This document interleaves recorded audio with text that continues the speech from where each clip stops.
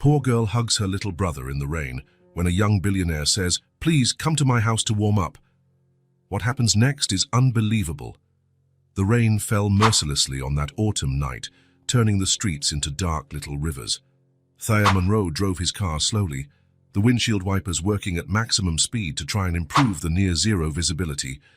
What should have been a simple trip back home after a long day at the office had turned into a slow and careful journey through the storm. The car's headlights briefly illuminated something unusual on the sidewalk. Thaya slowed down even more, narrowing his eyes to see better through the curtain of water. His heart leaped when he realized what he had seen. Two small figures huddled under the narrow awning of a closed shop, completely vulnerable to the storm's fury. Stopping the car at the curb, Thaya hesitated for a moment. The big city had taught him to be cautious, but something about that scene deeply disturbed him. He turned on his emergency lights, and for an instant, the headlights better illuminated the two children, a bigger girl protectively hugging a little boy who was crying against her chest. Both were soaked, trembling visibly, their faces marked by pure terror. Without a second thought, Thaya grabbed the umbrella from the passenger seat and got out of the car. The cold rain hit him immediately, drenching his expensive suit in seconds. He walked quickly to the awning, approaching the children carefully so as not to frighten them further. "Are you two okay?" he finally asked, keeping a safe distance. The girl looked up with frightened eyes. Her face was soaked, a mixture of rain and tears. Her brown eyes were wide with fear, and her lower lip was trembling. "We can't find our mommy," she stammered, her voice broken by small, stifled sobs. The boy cried even harder at the word "mommy," hiding his face again in his sister's shoulder. "Say, are you lost?" Thaya asked gently, moving a little closer but still keeping his distance so as not to increase the children's obvious fear. The girl nodded frantically, tightening her protective hug around her brother. "We were at the playground," she explained, trying to keep her voice steady. "Jules wanted to see a dog and I followed him. When we looked again, we couldn't see Mommy anywhere." The words came out quickly, as if she were reliving the terrifying moment of separation. "We walked a long way trying to find our way back," she continued, "but now it's dark, and we don't know where we are." Thaya felt something tighten in his chest. He looked at his watch, almost 9 at night. The temperature was dropping quickly, and the rain showed no signs of letting up. "How long have you been here?" he asked, genuinely concerned. "A long time. It was still light out when we got lost." "Hours, then. Alone in the rain and cold for hours, lost and terrified." "What's your name?" he asked, crouching down to get closer to her height. "Tessa," she answered, still wary. "And this is Jules. He's only 3. Jules lifted his wet face for a moment, looking at Thaya with huge red eyes from crying so much, before hiding his face again. "It's nice to meet you, Tess and Jules. I'm Thaya." A strong gust of wind blew more rain under the awning, making both children shrink back even more. Jules let out a sharp whimper, and Tess tried to shield him with her own body, even though she was shivering herself. Thaya looked at his parked car with its emergency lights flashing, then at the drenched and terrified children. He could call the police, but that would mean leaving these frightened kids waiting even longer in the cold. "Do you know where you live?" "An address, maybe," he tried. Tess shook her head, looking even more scared by the question. "We live near a playground with a big slide," she said, her voice trembling. "But Mommy always holds our hand on the way. I don't know how to get back." Her eyes filled with tears again, but Tess took a deep breath, trying to stay strong for her brother. Thaya made his decision. "I have a car right there," he said carefully, pointing to the vehicle. "I live just a few minutes from here. It's too cold for you to stay here. Why don't you come with me to get dry? We can call the police and look for your mom from there." The fear in Tess's eyes intensified. She clutched Jules even tighter. "Sai Mommy says never to go with strangers," she whispered, backing against the wall. "And never get in a car with people we don't know." Thaya nodded. "Your mum is right. That's very good advice." He stood up straight and took a small step back, giving the children more space. "I understand you're scared, but it's very cold out here, and the rain isn't going to stop anytime soon." He paused, thinking carefully about what to say. I have hot chocolate at my place. We can call the police from there to help find your mum." Jules perked up at the words, "hot chocolate," his eyes showing a brief flash of interest amidst his fear. Tess seemed torn, looking from her shivering brother to the well-dressed man in front of her. A clap of thunder echoed in the distance, making Jules let out a muffled cry. "Look," said Thaya, pointing to the car. "You can see my car from here. There's a child's car seat in the back." It was true, he kept it for when his niece visited, though that rarely happened. "I won't hurt you, I promise. Please, come to my house to warm up. It's just until we find your mum." Something in the sincerity of his words, or perhaps the mention of the car seat, seemed to finally convince Tess.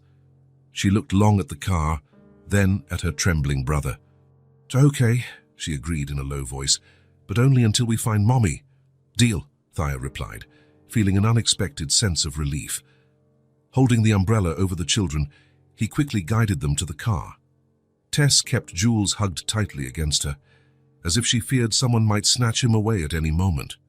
"See, the car seat," Thea pointed out, opening the back door.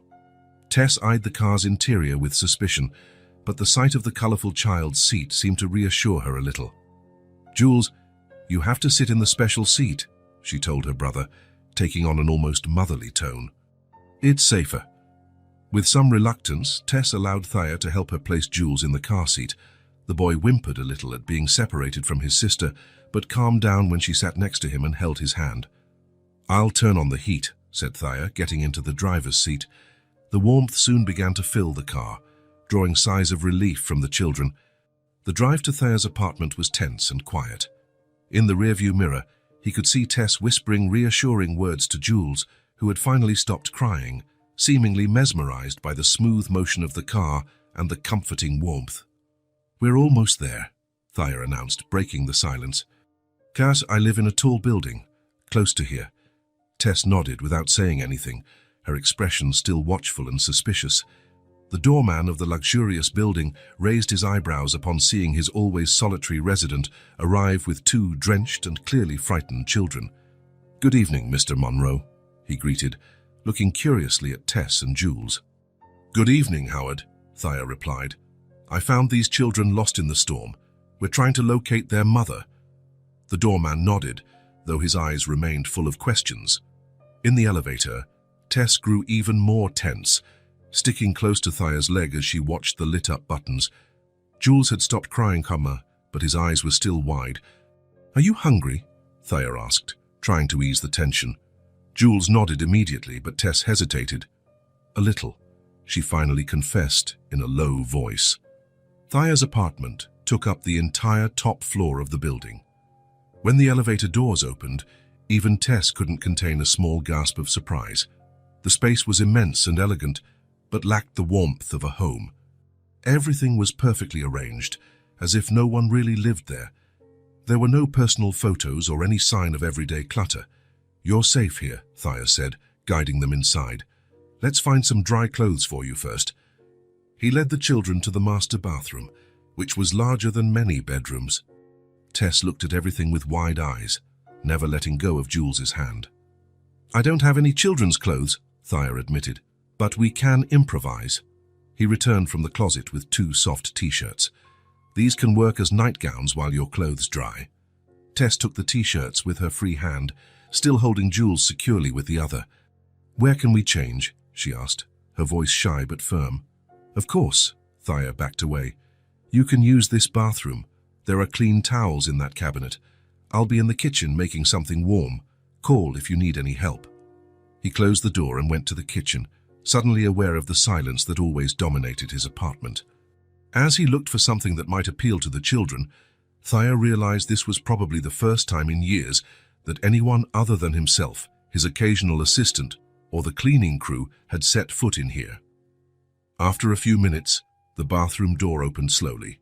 Tess appeared first, still holding tightly to Jules's hand. The t-shirts came down to the children's ankles. Both were cleaner but still visibly shaken. Jules looked like he was about to fall asleep, but his eyes remained alert. "Better?" asked Thaya, noticing they were both still shivering a little. Jules didn't answer, hiding partially behind his sister. Tess nodded shyly. "Thank you for the clothes," she said, her voice almost inaudible. Come on. Thea gestured to the high stools in the kitchen. I found some soup that's almost ready. He helped the children onto the stools, impressed by how Tess insisted on seating Jules first, making sure he was safe before settling in beside him. Do you like vegetable noodle soup? He asked, and serving generous portions. We'll eat anything, Tess replied quickly. Thea placed the bowls in front of them, along with pieces of soft bread. Careful, it's hot, he warned. Jules blew on the soup dramatically before bringing the spoon to his mouth with trembling hands. His eyes widened slightly as he tasted it, and for the first time the boy seemed to relax a little. They ate in silence for a few minutes. Jules devoured his food eagerly. Tess ate more slowly, her watchful eyes alternating between her brother and Thea. So, Thea began, you were at the park with your mum and got lost following a dog. Tess put down her spoon, her small shoulders seeming to carry a huge weight. We were at the park, she confirmed. Mommy let us play on the slide while she finished some sewing. She always brings work when we go to play. She paused. Then a little dog came by, and Jules wanted to see it. We were just going to look for a second, but then we couldn't see where Mommy was anymore. Tears began to well up in Jules's eyes. We looked for a long time, Tess continued, her own voice choking up. Fast then it started to rain, and we tried to find our way back home, but everything looked different. I want my Mommy, Jules murmured, his lip trembling. I know, buddy, Thea said gently, and we're going to find her, I promise. But right now it's very late and it's still raining hard. You two need to get some rest. A loud clap of thunder echoed outside, making Jules flinch. Tess immediately put an arm around her brother's shoulders in a protective gesture that seemed natural for her. You can sleep here tonight, Thea said. I have guest rooms, but maybe you'd prefer to stay together. We want to stay together, Tess replied quickly, as if the idea of being separated from her brother was unthinkable. Of course, Thea smiled softly. I'll get the living room sofa ready for you. After they finished their soup, Thea led the children to the living room. He improvised a bed on the large leather sofa, laying out soft sheets, pillows, and several blankets. Is this okay? He asked, watching the children settle under the covers. Tess nodded, her eyes already heavy with sleep. Jules snuggled against her, his thumb finding its way to his mouth. If you need anything during the night, my room is right over there. Thea pointed to a door down the hall. Just call out. He hesitated, feeling like he should say something more, but not knowing exactly what. Good night, then, he said finally, dimming the lights. Good night, Mr. Thayer, Tess replied politely. Just Thayer is fine, he smiled. He was about to leave when Jules's small voice surprised him. Thank you for the soup. From his room, Thayer could hear the children's whispers, gradually fading until silence returned. Lying in bed, he stared at the ceiling, thinking about the unlikely series of events that night. If he hadn't decided to drive down that street, if he hadn't noticed the children in the rain, if he had just driven past as so many other cars probably did. Restless, he got up about an hour later to check on the children. On the sofa, Tess and Jules were sleeping soundly, wrapped in each other's arms. Jules had one hand tightly gripping his sister's t-shirt, even in his sleep.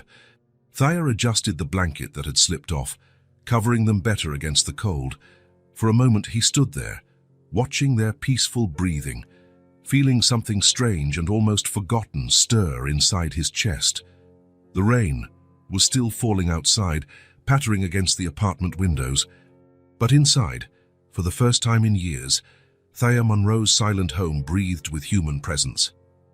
And as he walked back to his room, he didn't realize that his life had already begun to change at that very moment.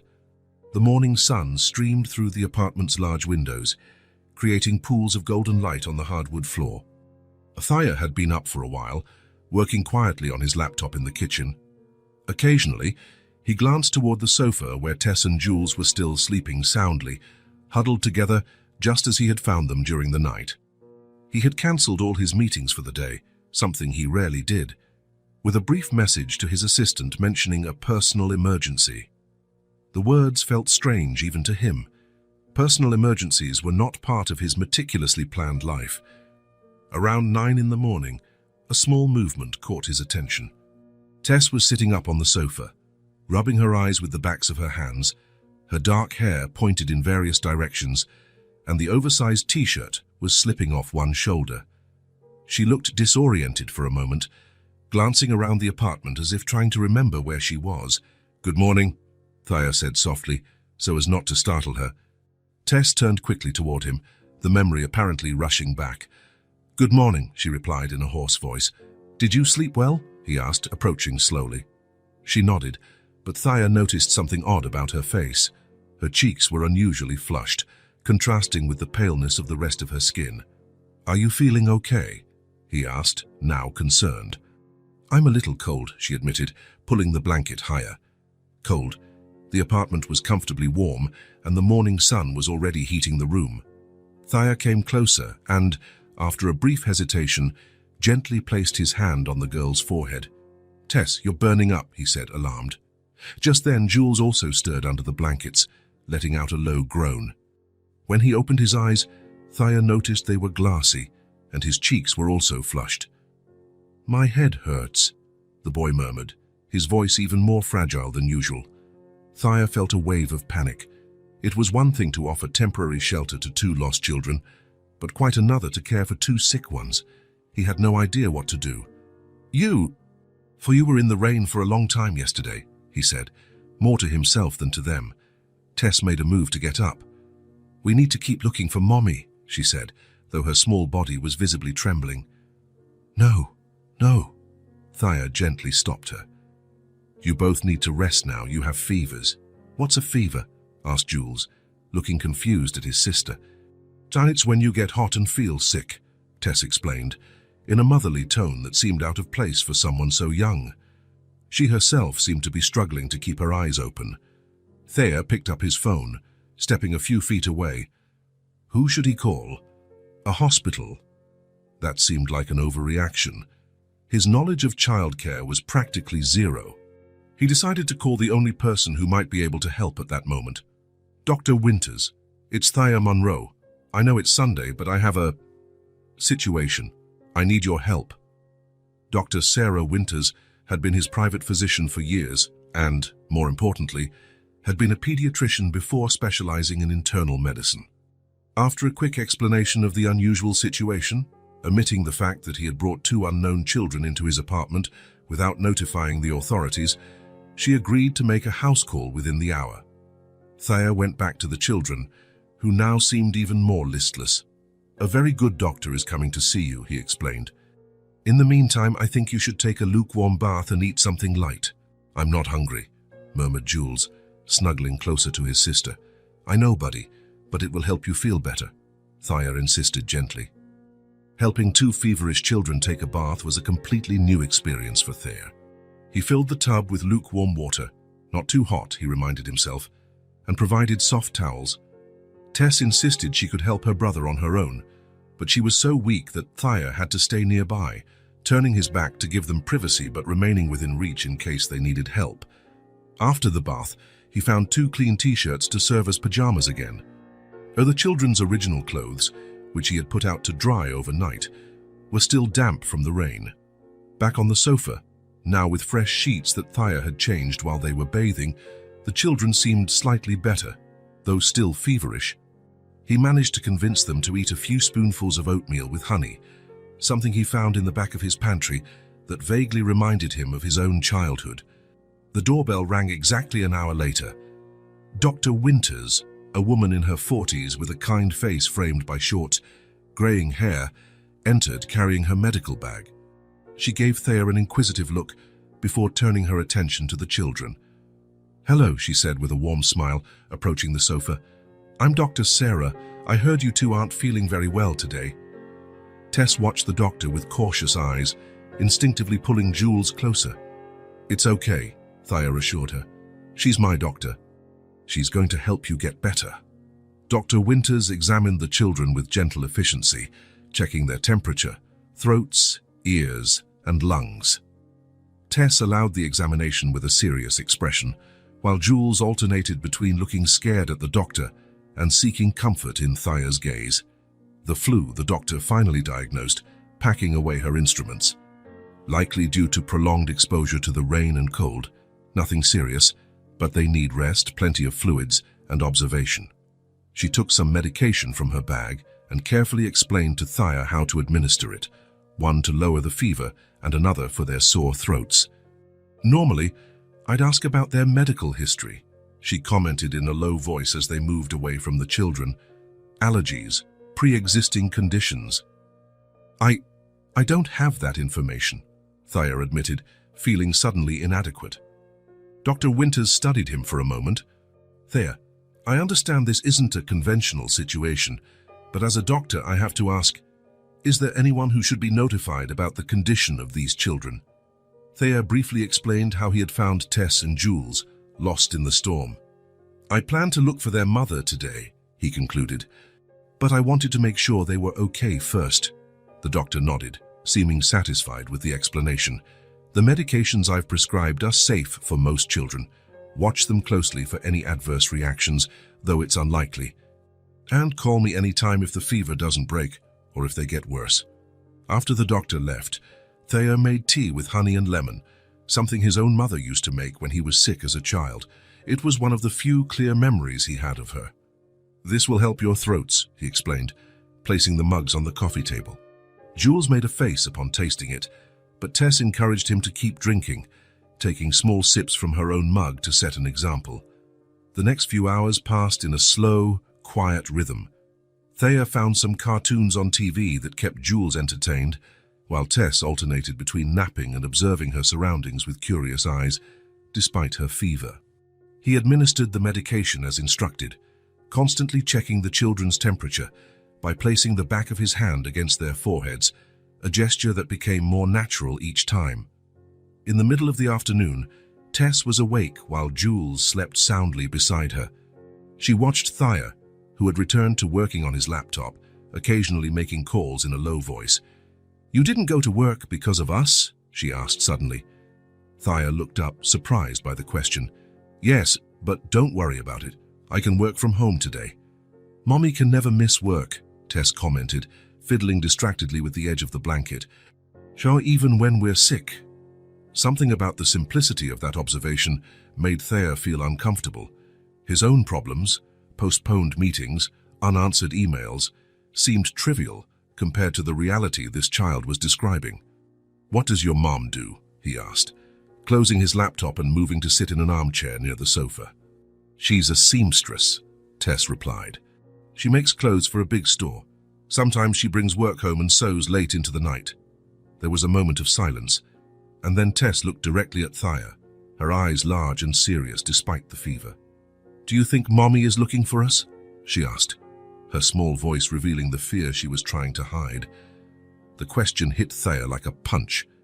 Of course their mother would be looking for them, probably frantic. 2 small children missing for nearly 24 hours. He couldn't imagine the anguish the woman must be feeling. "Absolutely," he answered without hesitation. "Any mother would be looking for her children. As soon as you two are better, we'll go look for her. I promise." Tess's face lit up with the first genuine smile Thea had seen on her, a smile of pure relief that completely transformed her small face, despite her cheeks still being flushed with fever. "Thank you," she said simply. That smile caused a strange sensation in Thea's chest, a tightness that wasn't unpleasant, but intense and unexpected. They sat in silence for some time, only the low sound of the TV filling the room. Thea thought Tess had fallen asleep again, but then she spoke, her voice almost a whisper. "We live with Mommy in a small apartment. It's not pretty like yours, but it's our home." Thea said nothing, feeling he was witnessing something rare, a child opening up her inner world. "Mommy works a lot," Tess continued. "She's a seamstress. Daddy died when Jules was a baby. I remember him a little, but Jules doesn't remember him at all." She paused, her fingers fiddling nervously with the edge of the oversized t-shirt. "We share what we have. Sometimes it's not much, but Mommy always says the important thing is that we're together." Thea felt a wave of admiration for this unknown mother, struggling alone to raise 2 children. At night, when she thinks we're asleep, Tess hesitated, her voice dropping even lower. "I see Mommy crying. She sits at the table after sewing and cries very quietly. I think she misses Daddy. Or maybe she's just tired from working so much. The raw honesty of that observation made Thea swallow hard. He tried to imagine the scene, an exhausted woman crying silently so as not to wake her children, carrying the weight of supporting a family all by herself. That must be hard for her, he commented softly. Tess nodded, her eyes now shining with unshed tears. And now we're gone, she whispered. It was my fault. If we hadn't gone off to play, we wouldn't have gotten lost. A single tear rolled down her feverish cheek. I was supposed to take better care of Jules. Mommy always says I'm the big sister, and I have to help look after him. Thea's heart ached to see this 5-year-old child taking on such a heavy burden. Without thinking, he moved closer and gently took her hand. Tess, look at me, he asked, waiting until she lifted her eyes. You just wanted to play. This isn't your fault. Kids get lost sometimes, even when they're being careful. She stared at him, wanting to believe it. And you are an amazing sister, he continued. You protected Jules the whole time. You stayed with him under that awning, kept him warm, and took care of him when you were both scared.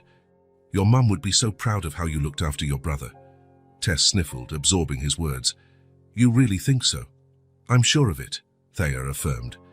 And we will find your mum soon, I promise. She must be looking for you everywhere. Something in the girl's face relaxed, as if a small weight had been lifted from her tired shoulders. She squeezed Thea's hand lightly before letting go and settling more comfortably beside her sleeping brother. I think I'll sleep a little too, she murmured, her eyes already closing. Good idea, Thea replied softly. Resting will help you both get better faster. Within minutes, Tess was also fast asleep. Thea remained seated beside them for a long time, watching their rhythmic breathing, their faces still flushed with fever, but now relaxed in sleep. Something was changing inside him, something he couldn't name but felt growing with every hour spent with these children. It was a strange and new feeling, like a long-dormant muscle being slowly awakened. As he watched Tess and Jules sleep, Thea made a silent promise, not just to the children, but also to the unknown mother who cried alone at night, carrying the weight of the world on her shoulders. He would find her, and somehow he would help this little family. The bond that had started as a charitable gesture on a stormy night had silently transformed into something deeper, something that not even Thea, with all his logic and rationality, could explain. After 2 days of rest, warm baths, and medicine, the fevers finally broke. Tess and Jules' cheeks returned to their natural color, and the energy of childhood began to reappear, especially in Jules, who now explored the apartment with growing curiosity. Careful with that, it's fragile, Thea warned gently as the boy approached an abstract sculpture on the shelf. To his surprise, he found he didn't really care about the possibility of something breaking. The objects that once seemed so important were now just things. Can we look for Mommy today? Tess asked, entering the room already dressed in her original clothes, now clean and ironed.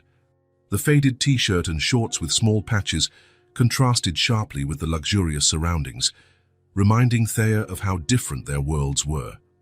Yes, he replied, feeling a mix of determination and a strange pang he couldn't identify. You're much better now. Let's start at the place where we met. Tess's face lit up with hope, while Jules clapped his hands excitedly. We're gonna see Mommy, the boy exclaimed, jumping in place. Thea smiled, admiring how the children, despite everything they had been through, maintained that capacity for immediate, unreserved hope. Part of him envied that simplicity. Let's have breakfast first, he suggested, so we have energy for the search. In the last few days, he had gone grocery shopping specifically with the children in mind. The refrigerator, once practically empty except for a few pre-made meals and drinks, now contained milk, fresh fruit, yogurt, and juice. The pantry shelves had also been restocked with colorful cereals, bread, cookies, and other items that would never have made it onto his usual shopping list. After breakfast, Thea helped Jules put on his sneakers while Tess waited patiently, her small, serious face reflecting the importance of the mission ahead. "Oh, what if we don't find her?" she asked suddenly, her voice low so her brother wouldn't hear. Thea stopped what he was doing and looked at her. "We will find her, Tess. Maybe not today, But we will find your mum. I promise. She nodded, and Thea realized that in just a few days he had gained something precious, this child's trust. It was a responsibility he had no intention of betraying. The day was clear and sunny, with no sign of the storm that had brought their fates together. As they left the building, Howard, the doorman, smiled at the children, who now greeted him by name. "Good luck with the search, Mr. Monroe," he said with a respectful nod. Thea nodded, noticing how the news that he was caring for 2 children had spread quickly among the building's staff. At any other time, he would have been bothered by the whispers and curious glances. Now, strangely, it didn't seem to matter. The car was parked in front of the building. Tess immediately took on the responsibility of helping Jules get settled in the car seat, buckling the belt, with the seriousness of a pilot performing pre-flight checks. "Very good," Thea approved, admiring her competence. The drive to the spot where he had found the children was short. They parked near the awning, now bathed in sunlight, so different from the stormy night. Thea noted how the place seemed smaller and less menacing in the daylight. "Do you recognize this place?" he asked, helping the children out of the car. Tess looked around, her eyes scanning the street, the sidewalk, the shops. Slowly, she nodded. "This is where you found us," she said, her voice a mix of relief at recognizing the spot and apprehension for what was to come. Jules held his sister's hand, suddenly quieter, as if the memory of that frightening night had returned. "All right," Thea said, crouching down to their level. "Now we need to try and remember where you came from." "Which way did you walk before you got here?" Tess frowned, concentrating intensely. She turned slowly, looking in every direction, as if trying to mentally reconstruct that fateful afternoon. "We came from that way," she said finally, pointing to a street on the left. "Fus, I'm sure of it." They began to walk in that direction, Thea keeping a slow pace so the children could observe everything around them. At each intersection, Tess would stop, look around, and try to decide which path they had taken. "Then it was that way," she murmured at one point, indicating another direction. "I remember that candy store." They continued for a few more blocks, moving further away from the commercial area and into residential neighborhoods. Occasionally, Tess recognized a landmark, a particularly large tree, a colorful wall, a street sign. But her directions began to grow more hesitant. After nearly an hour of walking, they reached a small playground. Tess stopped abruptly, her eyes wide. "Here!" she exclaimed. "We played here!" Jules let go of Thea's hand and ran to the swings, apparently recognizing the place as well. "Is this the park where you were with your mom?" Thea asked, feeling a flash of hope. Tess frowned, looking around more carefully. Slowly, she shook her head. "No, this isn't it," she said, disappointed. "Ours has a big slide, shaped like a rocket, and it doesn't have these swings." Thea's hope faded a little, but he maintained an optimistic expression. "That's okay. At least we know you passed through here." "It's a start." They continued their exploration, with Tess growing more frustrated with each corner that failed to trigger a clear memory. Her initial confidence gave way to a growing anxiety. "I don't remember anymore," she finally confessed, her voice trembling slightly. "Everything looks different when it's not raining." Thea placed a gentle hand on her shoulder. "It's okay, Tess. It's normal to get confused in new places, especially when you were scared." They stopped at a small square with benches. The midday sun was strong, and Thea bought water and sandwiches from a nearby deli. As they ate, he watched the children, noticing how Jules seemed oblivious to the gravity of the situation, happy just to be out and about, while Tess carried the weight of responsibility on her small shoulders. "Tess," he began softly, "do you have any idea how far you lived from the park where you got lost?"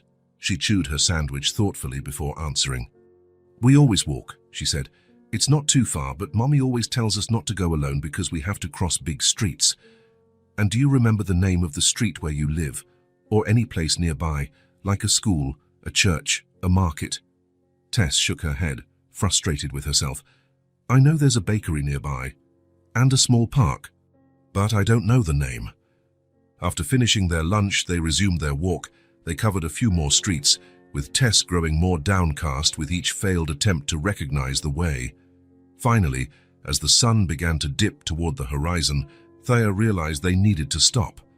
The children were tired, especially Jules, who was now asking to be carried every few steps. "I think we've done enough for today," he said, picking Jules up. The boy immediately rested his head on Thea's shoulder, exhausted. "But we still haven't found Mommy," Tess protested, though her own voice betrayed her fatigue. "We'll keep looking tomorrow," Thea promised. "Now you need to rest.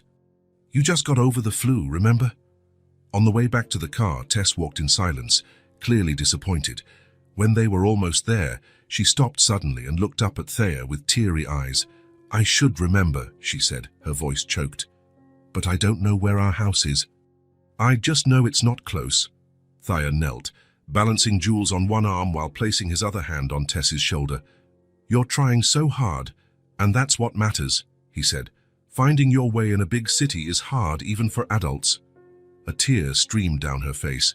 "What if we never find Mommy again?" "We will," Thea stated with conviction. "There are other ways to look. Tomorrow we'll try again with a different plan." In the car, as he adjusted the seatbelt for a half-asleep Jules, Thea watched Tess staring out the window at the place where they had been found. Her small face reflected a mixture of fear and determination that was moving. "You know," he said, starting the engine, "sometimes we need to take a few steps back before we can find the right path forward." Tess didn't reply, but her eyes met Thea's in the rearview mirror.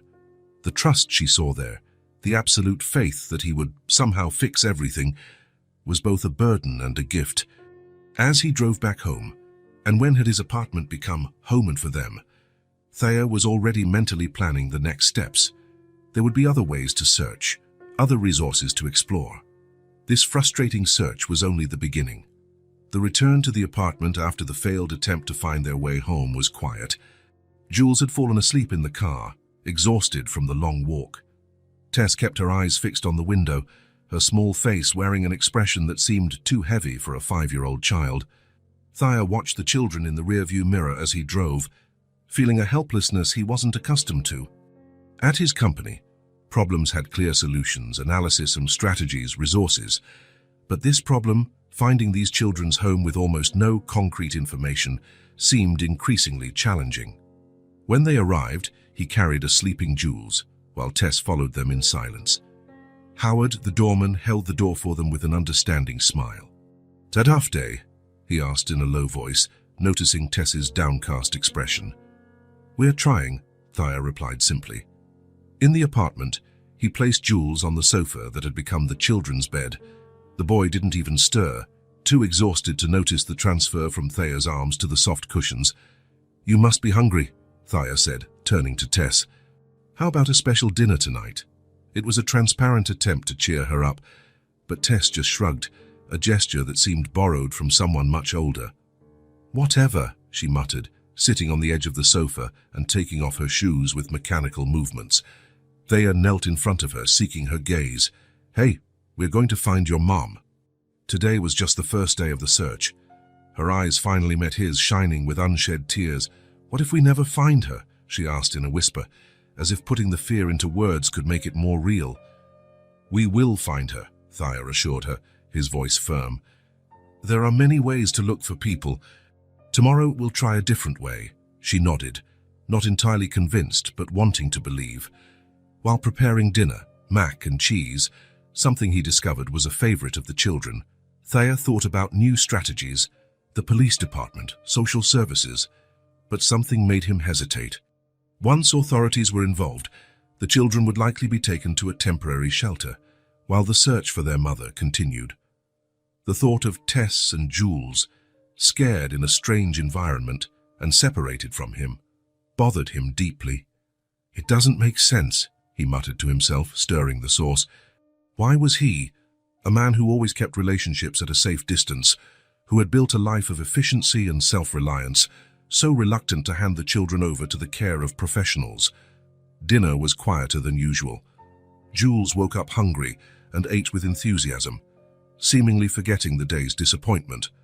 But Tess just picked at her food, taking small, occasional bites. "Tess," Thea began, deciding to address a practical matter, "I need to ask you some things that might help us find your mom." She looked up from her plate, suddenly attentive. "Do you know your mum's name?" "Evie," she answered promptly. "A start." "Evie," Thea repeated. "And her last name? Her family name?" Tess frowned, thinking hard. After a moment, she shook her head. "I don't know," she admitted, looking embarrassed. "Everyone just calls her Evie." "And your last name?" Thea tried. "Do you know your full name?" Again, the girl shook her head. "The teacher at school just calls us by our first names." It was a significant obstacle.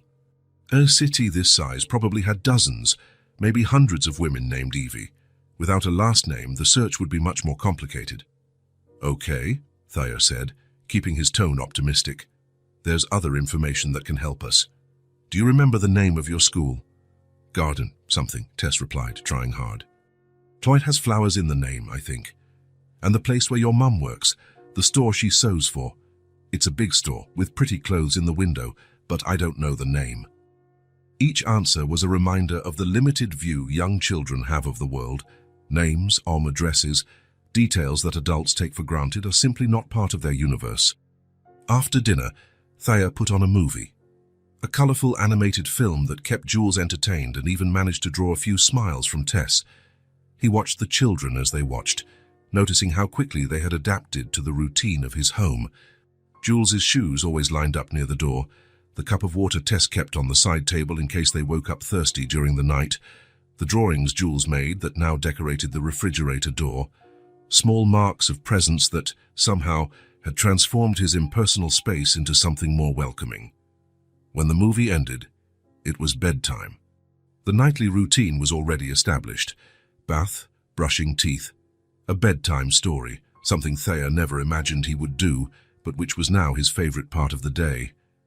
Tess chose one of the children's books he had bought, one about a family of rabbits who get lost in the forest but find their way back by following the moonlight. The choice did not go unnoticed by Thea. "They found their home," Jules commented sleepily as the story ended, his eyes already closing. "Yes, they did," Thea agreed, tucking the blanket around him. "We're gonna find ours too," the boy murmured, more a statement than a question, before falling asleep. Tess was still awake, watching her brother with protective eyes. "You should sleep too," Thea suggested gently. "Tomorrow will be a new day." She nodded, settling down next to Jules. "Good night, Thea." "Good night, Tess," he replied, dimming the lights. In his room, Thea couldn't sleep. He tossed and turned, his mind working through possible solutions. Local newspapers, posters with the children's pictures. Visiting every preschool in the area with a name related to flowers or gardens. It was almost midnight when he heard it. A low, almost inaudible sound, a choked sob coming from the hallway. He got up immediately and opened his door. On the sofa bed in the living room, Jules was sitting up, crying openly now. Tess was awake beside him, hugging him and whispering words of comfort, though her own voice was choked with emotion. "What happened?" Thea asked, approaching quickly. "He had a bad dream," Tess explained, stroking her brother's hair. "He dreamed that we were never going to see Mommy again." Jules looked up at Thea, his little face red and wet with tears. "I want my Mommy," he sobbed. "I want to go home." The desperation in the child's voice made something break inside Thea. He sat on the edge of the sofa, placing a gentle hand on the boy's back. "I know, buddy," he said softly. "I know you miss her." "It's been so long," Jules whimpered. "She must be sad without us." Tess, who had been trying so hard to be strong for her brother, finally let her own tears fall. "We're going to find her, right, Thea?" she asked, her voice small and fragile. There was so much hope, so much trust in her eyes that Thea felt the weight of responsibility like never before. "We will find her," he promised, opening his arms. To his surprise, both children moved toward him, seeking comfort. Jules nestled against his chest, his sobs gradually subsiding, while Tess rested her head on his shoulder, her silent tears wetting his t-shirt. Thea had never been a particularly physical person, uncomfortable with hugs or public displays of affection. But at that moment, with two vulnerable children seeking safety in his arms, it felt like the most natural thing in the world to wrap them in a protective embrace. "It's okay," he murmured, rocking them gently. "You're safe, and we will find your mum." "Promise?" Jules asked between sobs. "I promise," Thea answered, knowing he would do anything to keep that promise. They stayed like that for a long time. The children's crying eventually giving way to calmer breaths, Thea began to hum softly, an old lullaby his own mother used to sing, something he didn't even know he still remembered. His voice was nothing special, but the gentle melody seemed to soothe the children. Jules was the first to fall asleep again, exhausted from crying. Tess held on a little longer, her eyes struggling to stay open. "Can you stay here?" she asked sleepily. "Just until we fall asleep." Thea nodded, settling more comfortably on the sofa without disturbing the children. "I'll stay right here." Satisfied, Tess finally closed her eyes, her small hand clutching his t-shirt as if she feared he might disappear during the night. Thea had planned to go back to his room once the children were sound asleep, but the warmth of their small bodies against his, the absolute trust with which they had surrendered to sleep in his arms, the silent responsibility of protecting these two vulnerable beings, all of it kept him motionless. He watched their sleeping faces, still marked by tears, but now peaceful. Jules with his thumb in his mouth, Tess with a serious expression even in sleep. Children who, in just a few days, had become so important to him in a way he never would have believed possible. Slowly, without realizing it, Thea also drifted off to sleep, still sitting on the sofa with the children nestled against him. For the first time in many years, he slept soundly, without the restless dreams or early awakenings that had accompanied him for so long. As the morning light began to filter through the curtains, illuminating the sleeping trio on the sofa, something had changed in the apartment. The clinical emptiness that had always characterized Thea's space, a place to eat and sleep, but never truly a home, was beginning to be filled with something new, something he couldn't name, but felt deeply. Howard, the doorman, coming up to deliver an urgent package that morning, used the emergency key when he got no response. Upon finding Thea asleep on the sofa with the two children in his arms, the older man smiled to himself, left the package silently on the table, and exited without making a sound. Thea woke to the sensation of small fingers touching his face. He opened his eyes to find Jules looking at him with curiosity. "You slept with us all night?" the boy asked, sounding impressed. "Looks like I did," Thea replied, realizing he had spent the entire night on the sofa, in a position that would surely make his back protest later. Tess was also awake, watching him with those serious, ancient eyes of hers. "Thank you," she said simply. "For what?" Thea asked, carefully straightening up. "For staying," she answered. "Jules always sleeps better when someone is close. At home, Mommy sometimes lets us sleep in her bed when it's thundering or when he's scared." The mention of their mother brought Thea back to the reality of his mission.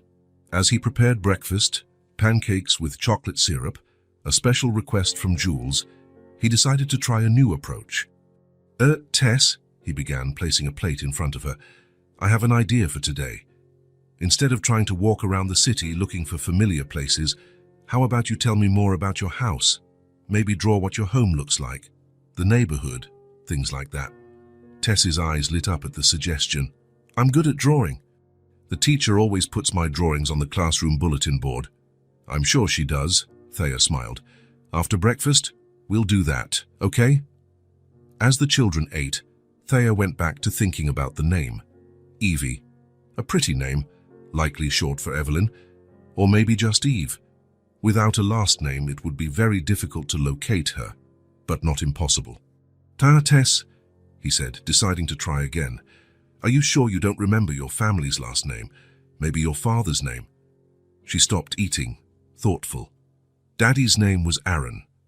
I remember because Mommy always talks about him. She says I have his eyes." "Aaron," Thea repeated. "A name to work with, at least. And you never heard the last name. Maybe when your mum answers the phone, or when she gets letters." Tess shook her head again, frustrated with herself. "I'm sorry." "You don't need to be sorry," Thea assured her quickly. "You're helping a lot. And today, with your drawings, I'm sure we'll discover even more clues." The shy smile she gave him in return warmed something inside him. It was hard to search without concrete information, But Thea was determined not to give up. These children, Tess with her precocious maturity and deep eyes, Jules with his contagious joy and immediate trust, had found a place in his life, in his home, and God, he was beginning to realize, in his heart. As they finished breakfast, Thea was already planning the day ahead. Paper, colored pencils, time and patience, and maybe, if they were lucky, Tess's drawings would provide the clues they needed to finally find their way home. The emptiness of his apartment was being filled, not just by the physical presence of the children, but by something deeper and more lasting. Something that, Thea suspected, would remain even after they were gone. The dining table was covered with papers and colored pencils scattered in a creative chaos. Thea had bought a complete set of art supplies, determined to explore every possibility to find the children's home. Tess drew with concentration, her tongue sticking out slightly. Jules, beside her, scribbled enthusiastically, creating formless explosions of color. "Look, Thea! I made our house," Jules exclaimed, holding up his paper. "Incredible," Thea praised. "Can you explain each part to me?" Jules pointed to the colorful shapes. "This is Mommy, this is me, and this is Tess." Thea noticed there was no circle to represent a father. "Very good, Jules. You've captured all of you perfectly." Tess, meanwhile, was working on much more detailed drawings. "I finished this part," she finally announced. It was a depiction of a small, simple house with yellowish walls and a gabled roof. Tess had included cracks in the low wall that surrounded the yard. "This is our house," she explained. "It's small, but Mommy always keeps it very clean. Our room is in the back." Thea studied the drawing, noticing the details: a plant in a makeshift pot by the entrance, clothes hanging on a line, a patch on the roof. "This is very helpful, Tess. Do you remember the name of the street?" She shook her head. "No. But I also drew what's near our house." She showed another drawing with a broader view of the neighborhood. Thea could see a small square with broken benches, some simple buildings, and a church with a bell tower. "There's a little park near us," Tess explained. "It doesn't have toys like the big park, but we play ball there. And there's a church with a bell that rings every Sunday morning." She pointed to another element in the drawing, a disproportionately large tree. "There's a big tree on the corner. It's very old. Mommy said it was already there when she was little." "Anything else you remember about the neighborhood?" Thea asked. Tess thought for a moment. "There's a dog that barks a lot. It lives in the corner house. It's big and brown, and the fence has a hole where he sticks his nose out." Jules laughed. "He scares me." "But he never gets out of the yard," Tess assured. "Mommy always holds Jules's hand really tight when we pass by there." These were concrete clues that could be identified. Thea felt his excitement growing. "Tess, these drawings are perfect. Do you remember anything else?" The girl nodded and continued drawing. A small grocery store where they sometimes bought on credit, a bar on the corner, a warehouse where her mother delivered sewing work. "You know what else I remembered?" Tess said suddenly. "The bus we take to go downtown is the number 37. It's blue and white. It only comes once an hour, so Mommy always makes us run so we don't miss it." A bus route number was extremely useful information. "Tess, you're brilliant!" Thea exclaimed. While the children continued to draw, Thea searched on his phone. The number 37 bus line did exist and ended in a community on the city's south side, a place called Hope's Crossing, a settlement that had started as an irregular occupation. "Tess, have you ever heard of Hope's Crossing?" The girl's eyes widened. "That's where we live. Mommy always says that name when someone asks for our address." It was like finding the centerpiece of the puzzle. "Tomorrow we're going to Hope's Crossing," he announced, "and we're going to look for all these places you've drawn." "Are we going to find Mommy tomorrow?" Jules asked hopefully. "We're going to try very hard," Thea replied. That night, after putting the children to bed, Thea studied Tess's drawings, comparing them with satellite images of Hope's Crossing. The photographs showed a place very different from the elegant neighborhoods he frequented. Dirt roads, simple houses packed tightly together, few green spaces. When he finally went to bed, he had a clear plan for the next day. They would follow the number 37 bus route to its final stop in Hope's Crossing, and from there, they would search on foot for the landmarks Tess had drawn. In the morning, the excitement was palpable. Tess had carefully selected her most detailed drawings to bring as a reference. "What if Mommy's not home?" Jules asked during breakfast. "Then we'll talk to the neighbors," Thea replied. "Someone will know your mum and how to find her." They left right after breakfast. The trip to Hope's Crossing took longer than Thea had anticipated. The city traffic was heavy, and as they moved away from the center, the streets became progressively less maintained. When they finally reached the entrance to the community, the asphalt gave way to a packed dirt road. Thea slowed down, aware that his luxury car stood out completely in this environment. The narrow streets barely accommodated the vehicle, forcing him to maneuver carefully between playing children, parked carts, and potholes. "Are we close to the little park?" he asked Tess, who was looking out the window with growing excitement. "I think so," she replied. "You have to go straight and then turn right." Following the girl's instructions, Thea navigated the car through the narrow streets until it was impossible to continue driving. He parked in a space next to a small market. "We'll continue on foot," he suggested, helping the children out of the car. They walked slowly down the dirt road. As they turned a corner, they spotted a simple church with a modest bell tower, exactly like the one Tess had drawn. The girl stopped abruptly. "Thea," she said, her voice rising with excitement. "Ties just like my drawing." It was true. The resemblance was unmistakable, from the slightly crooked cross at the top to the concrete steps at the entrance. "Let's keep exploring," Thea suggested.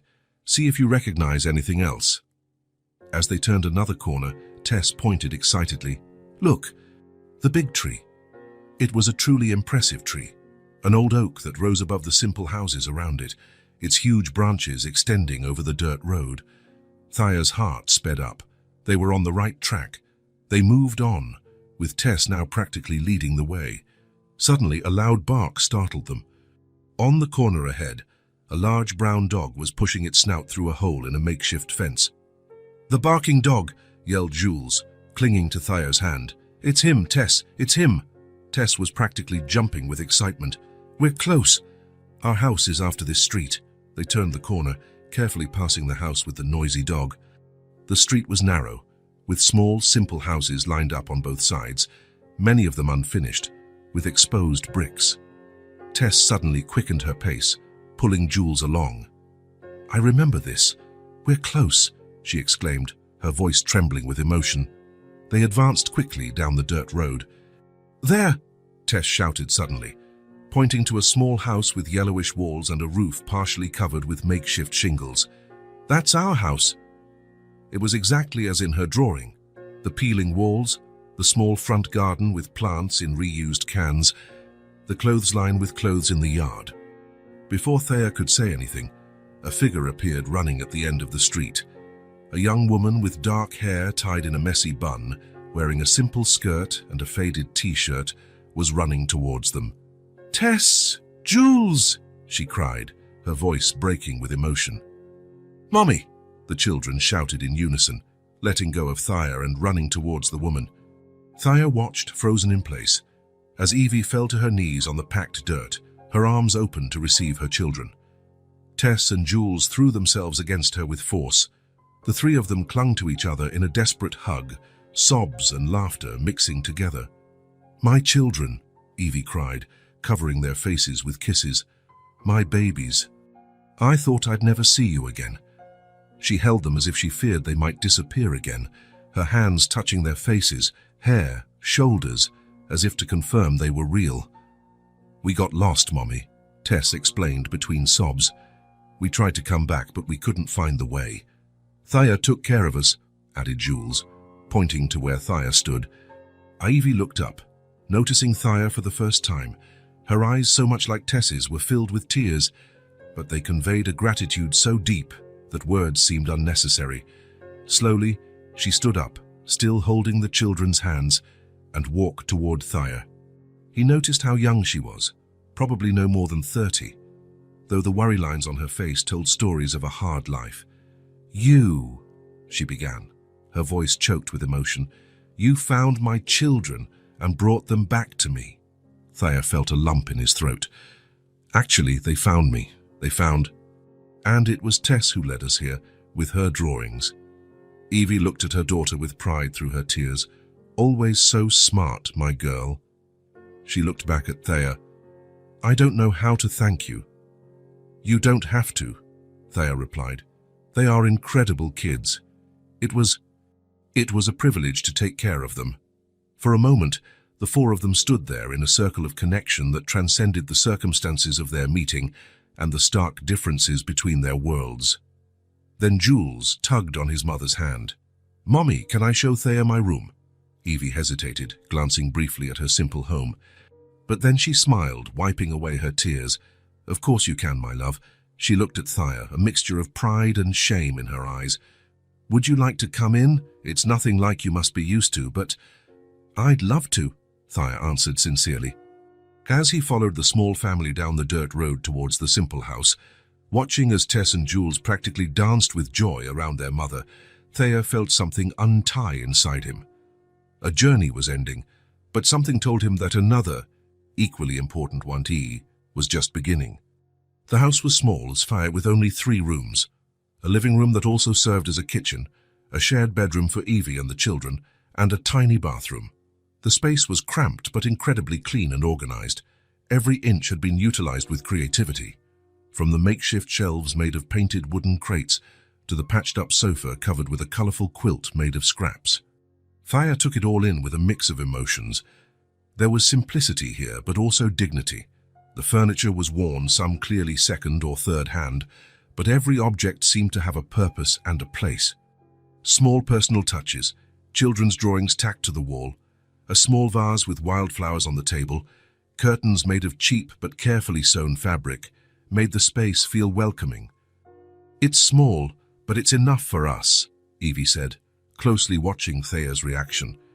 There was a slight defensive tone in her voice, as if she expected judgment.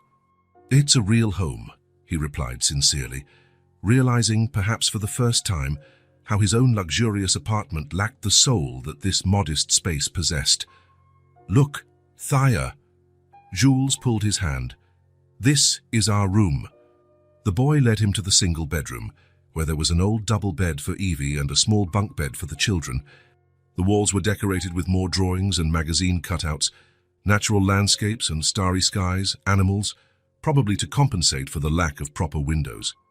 I sleep on top, Jules explained proudly, because I'm big now. Tess used to sleep on top, but now it's my turn. Tess, having recovered from the initial emotion of the reunion, continued to show off her belongings, a small collection of books, some worn but well cared for, a handmade rag doll, a box where she kept treasures, colored stones, shiny bottle caps, bird feathers.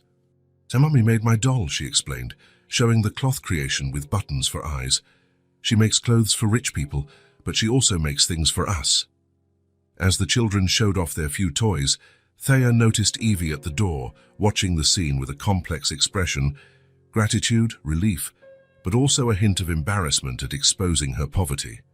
They talked a lot about you, she said in a low voice, as the children got distracted organizing an impromptu presentation of their treasures. How did you find them? Thea briefly recounted the rainy night, the temporary shelter that turned into days of care, and the search they undertook together. I was desperate, Evie confessed, her voice breaking slightly. I looked everywhere. I went to the police, but... She hesitated, implying she hadn't received the attention she had hoped for. I missed work, risked losing my job, but I couldn't stop looking. You would have done the same for them, Thea replied softly. They returned to the living room, where Evie prepared a simple coffee. It's all I can offer right now, served in chipped but clean mugs. The children played in the small space between the table and the sofa, now completely at ease in their familiar environment. Seated at the small table, Evie looked at Thea with tear-filled eyes. Thank you for taking care of my children, she said, her voice choked with restrained emotion. I was desperate, thinking the worst. You don't know what it meant to know they were safe, with someone who treated them well. The sincerity in her eyes hit Thea deeply. This woman, who had so little, offered a gratitude so genuine that no monetary value could match it. It was my pleasure to care for them, he replied, meaning every word. You have very special children. Evie smiled through her tears, and for a moment they sat in silence, just watching the children play. It was then that something caught Thaya's eye. On the small makeshift shelf next to the sofa, among a few books and cheap decorative objects, was a worn wooden frame. Inside it, a photograph. Intrigued, Thaya moved closer to get a better look. The photo showed a younger Evie with a baby Tess on her lap, next to a man holding a newborn Jules. The man was smiling broadly at the camera, his arm around Evie's shoulders, forming a perfect picture of a happy family. Thaya picked up the frame, feeling a jolt of recognition run through his body. That face, that smile. He knew it. "Is this Aaron Burke?" he asked, his voice strangely altered. Evie looked surprised. "Yes. Did you know him?" Thaya kept staring at the photo, as if he could travel back in time through that image. "Yes, we went to high school together. We were friends for years, until we drifted apart when I went to college." Silence fell over the room, broken only by the distant sounds of the children in the bedroom. Evie approached, looking from the photo to Thaya, perplexed. "Are you that Thaya?" she asked, her voice almost a whisper. "Aaron always talked about a childhood friend named Thaya. He said you two promised to change the world together." Thaya felt something tighten in his chest.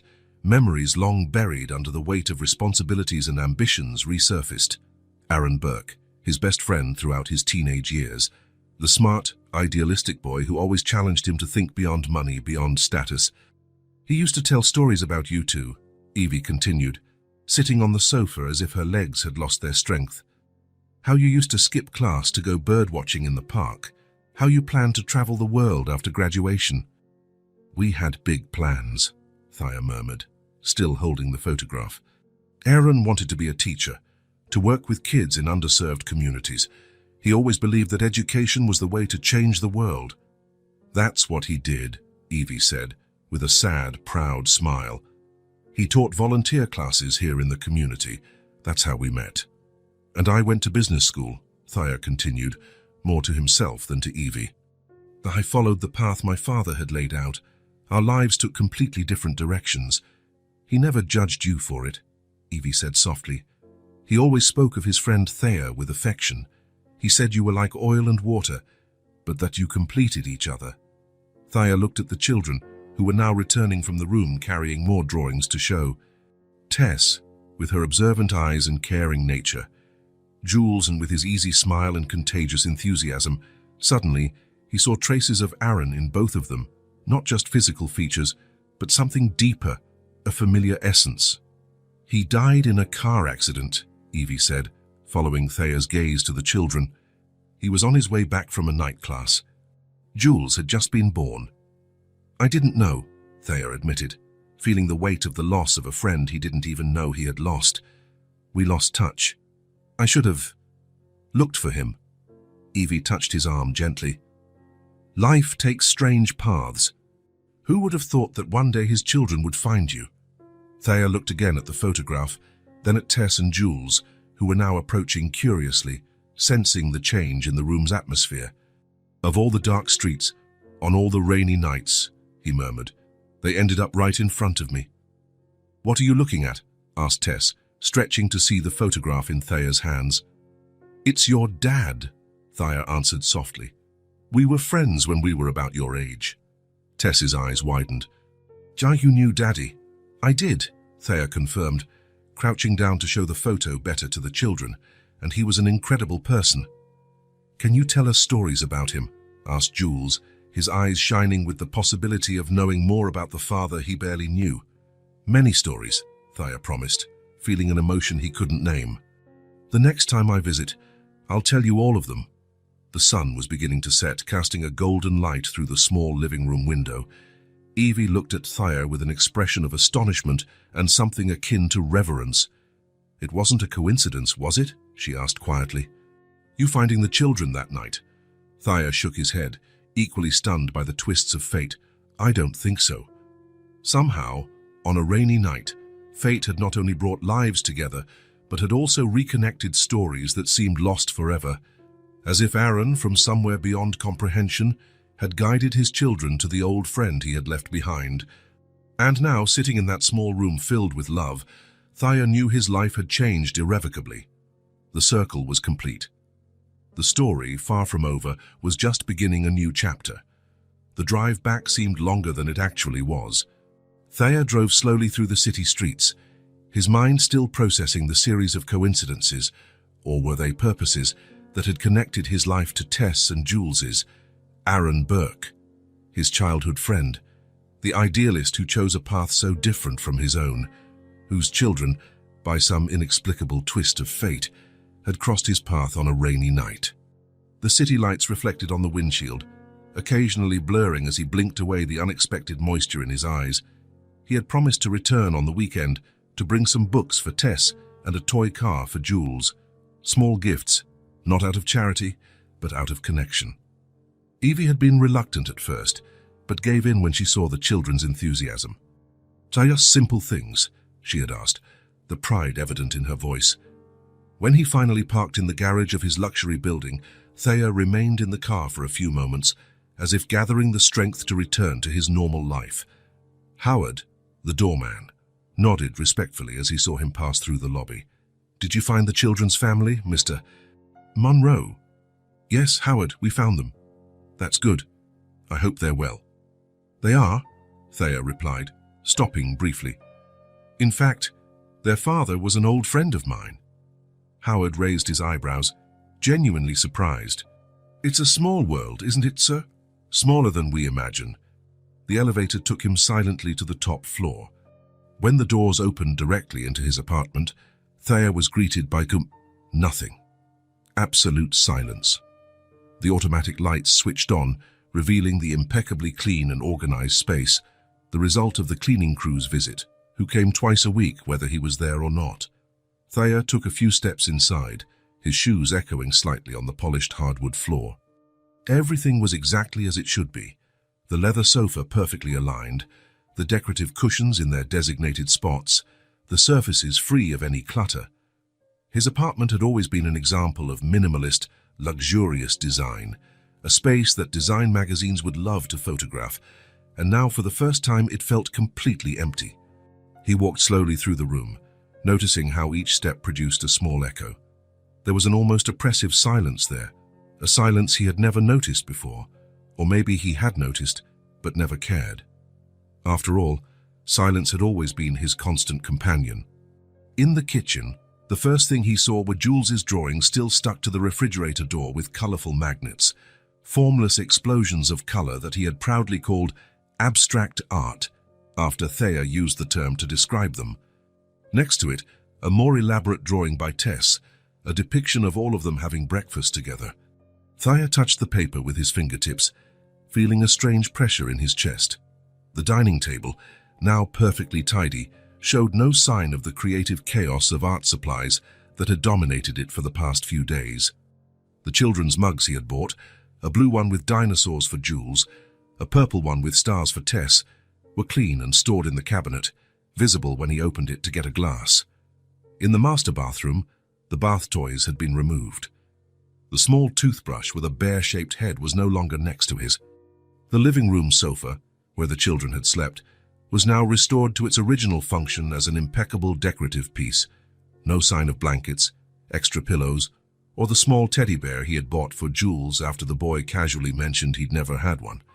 In his bedroom, Thea sat on the edge of the perfectly made bed, looking at the space around him. The silence was almost tangible now, a presence in itself. It wasn't just the absence of sound, but the absence of life, of unexpected laughter, of curious questions, of small feet running down the hall. "Thea, look what I drew." "Thea, can you read one more story?" "Thea, why is the sky blue?" "Thea, do you think Mommy is looking for us?" The voices in his memory were so vivid that he almost expected to see the children walk through the door at any moment, but the door remained closed, the apartment silent. He hadn't realized, during those hectic days of worry, cares, and searching, how his solitary routine had been completely transformed, how his space, once a refuge of tranquility after long days of corporate meetings and decisions, had become a noisy, messy, and incredibly vibrant home. And now, everything was back to normal, to what was supposed to be normal. So why did it feel so wrong? Thea stood up and walked to the window, watching the city lights below.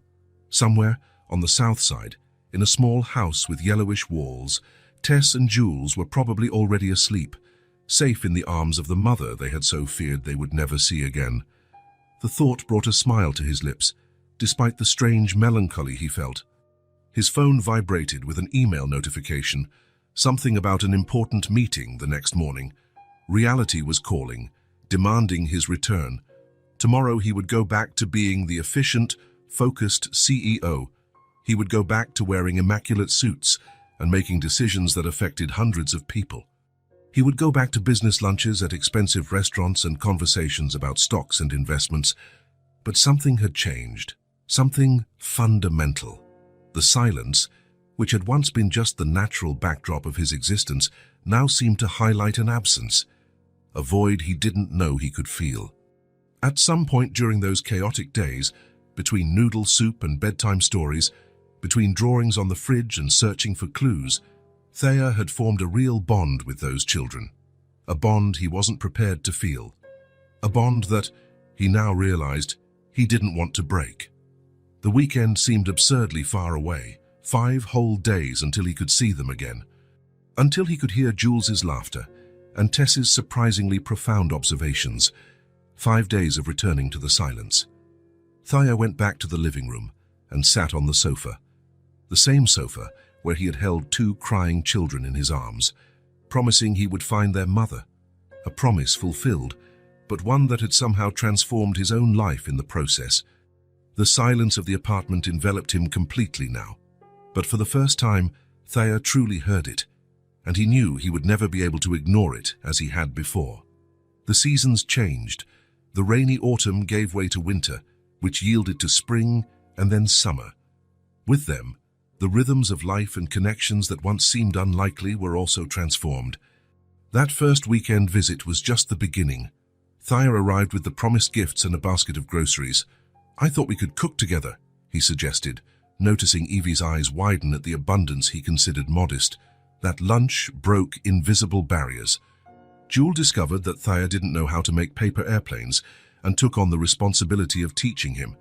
Tess was fascinated by the stories about constellations he told, something Aaron had also done on the rare nights they could see the stars. Before leaving, Thea noticed the leaky roof. "Can I take a look at that next weekend?" he offered. Evie hesitated, pride battling with practical need. "That would be nice," she finally admitted. The following week, the roof repair turned into a weekend project, with Jules supervising, Tess organizing the tools, and Evie providing fresh lemonade. When the rain fell days later, no buckets were needed. To celebrate, Evie sewed a cushion for Thea's sofa. "So your apartment doesn't look so impersonal." The visits became regular. On Saturdays, Thea would go to their house, bringing small, necessary contributions, school supplies, a new light bulb, a better pot. On Sundays, sometimes the children would visit his apartment. "So just for a few hours?" Evie would insist, still uncomfortable with the idea of her children experiencing a world so different from their own. For these visits, Thea adapted his space. A shelf in the living room now held children's books and games. A guest room was painted in vibrant colors and fitted with beds suitable for children. The refrigerator always had yogurt, fruit, and chocolate. The changes went beyond the physical space.